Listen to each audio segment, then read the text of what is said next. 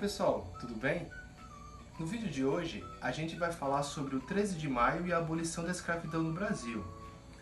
Muitas pessoas ainda enxergam essa data e a abolição da escravidão no Brasil, que é conhecida como a Lei Áurea, como uma espécie de dádiva da princesa Isabel para com os escravizados da época.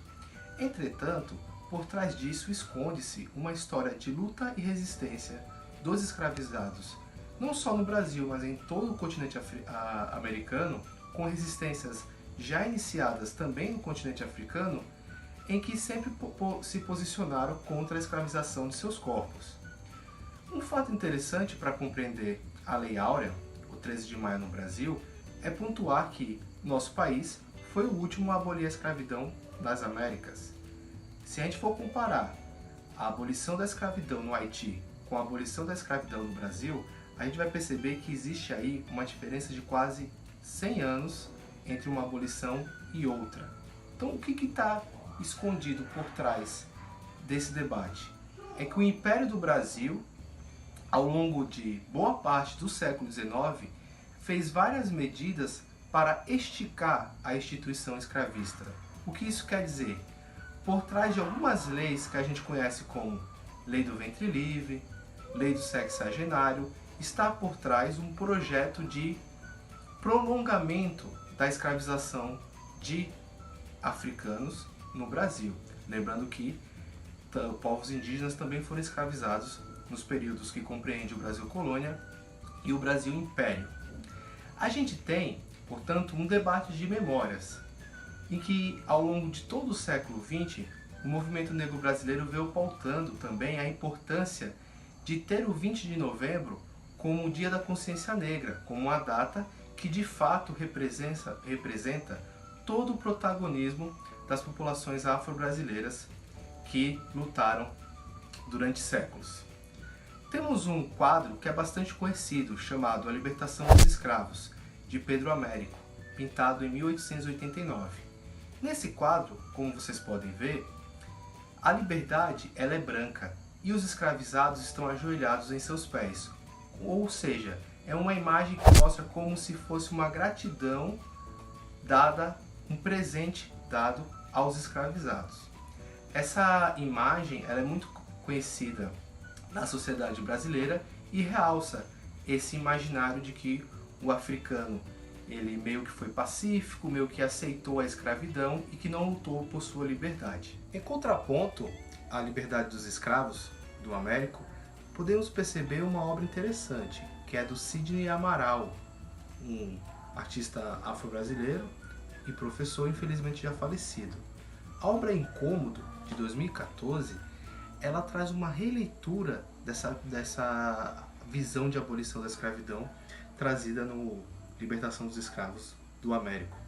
Percebemos logo de cara a liberdade negra, em contraponto àquela liberdade branca do Américo.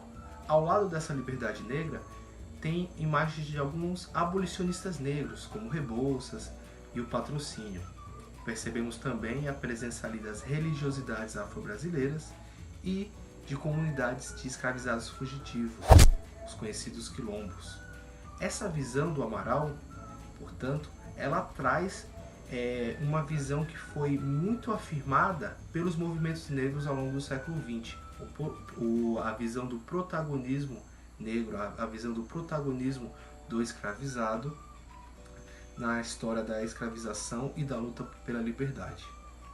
Paralelo a essas leis abolicionistas todas, a gente vai ter também o crescimento dos ideais abolicionistas no Brasil. A gente vai ter a fundação de vários clubes abolicionistas no Brasil e, paralelo a todo esse cenário, revoltas, fugas de escravizados de fazenda, formação de quilombos, compra de alforria, fugas individuais ou coletivas, elas vão continuar acontecendo e vão ter um aumento considerável na década de 1880, que é a década final da escravidão do Brasil.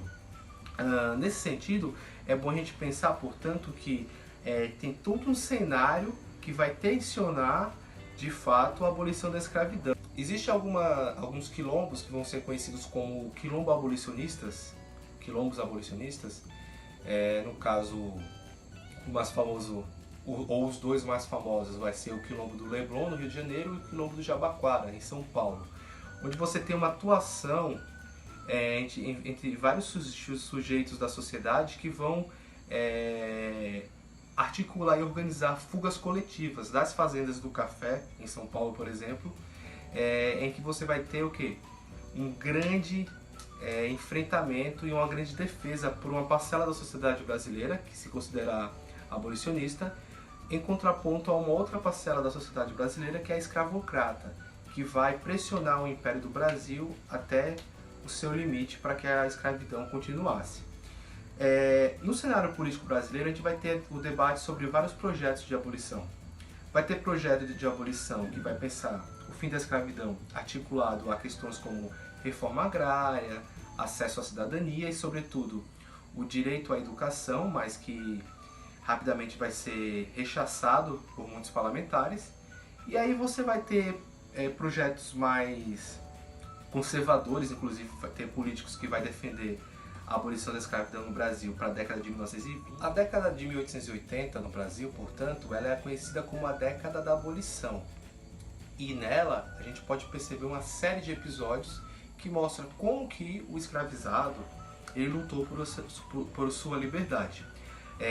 Em Maceió, capital da província de Alagoas, a gente vai ter muitos escravizados que vão fugir dos engenhos de açúcar e vão vir para Maceió, vão habitar bairros como Jaraguá, o centro de Maceió, porque aquela região era uma região que era próxima de algumas casas que você podia se esconder ou que você poderia construir redes de solidariedade ou sociabilidade, que você conseguisse ter um meio de subsistência. Outros optavam pela região do Jaraguá porque era próximo ao porto, e com o porto você poderia sair de Alagoas e isso vai fazer com que o seu senhor nunca mais te encontrasse. A gente vai ter inclusive notícias no jornal Orbe de africanos, de escravizados que vão ser encontrados no Jaraguá tentando embarcar em um navio em direção ao norte. O norte seria o Ceará, onde a abolição da escravidão já tinha ocorrido. Então o que mostra? Que esses homens e mulheres eles sabiam do que estava acontecendo, eles sabiam dos seus direitos e do que a legislação falava sobre como conseguir alforria. E durante o dia a dia de suas vidas eles procuraram se afirmar, procuraram sobreviver, conquistar meios de subsistência, mas também resistiram à escravização de seus corpos. O historiador alagoano Félix Lima Júnior ele tem um livro sobre a escravidão em Alagoas, onde ele coloca em números que no ano de 1884 a gente vai ter cerca de 24 ou 26 mil escravizados aqui na região, o que contrasta, por exemplo, com o número de 1871, que era em torno de 34 a 35 mil escravizados. Então o que esses números estão mostrando? Que você tem uma diminuição de fato do número de escravizados no Brasil, e muitas dessas liberdades, dessas alforrias, foi fruto de lutas individuais e coletivas, mas que tem o protagonismo do escravizado. Então é importante entender o 13 de maio e a abolição da escravidão no Brasil também como um produto, também como um processo de luta e resistência dos escravizados. Então, dando prosseguimento às contribuições que o professor Danilo já acrescentou aqui ao nosso debate, eu lembro que a historiadora Vlamira Albuquerque afirmou que em todo o Brasil, inclusive, a lei do 13 de maio libertou poucos negros em relação à população de cor. É que a maioria deles já havia alcançado a sua alforria através das estratégias possíveis. E para a gente traçar um panorama comparativo em relação a esses dados, na capital da província, da então província de Alagoas, em Maceió, no ano de 1886, nós tínhamos menos de 1.300 escravizados. Esse número cai no ano seguinte, vai para menos de 1.100 e no ano da abolição da escravatura, em 1888, foram libertados menos de 1.000 escravizados, um número muito abaixo das décadas anteriores, evidenciando já que essa queda vinha acontecendo até a data do 13 de maio. Nesse sentido, o anúncio do 13 de maio deixou alguns membros das camadas mais abastadas em polvorosos e trouxe muitas incertezas acerca das consequências sociais que estavam por vir. Estavam muito preocupados com a manutenção da sua dominação, expressa sobretudo na propriedade e também nas relações senhoriais.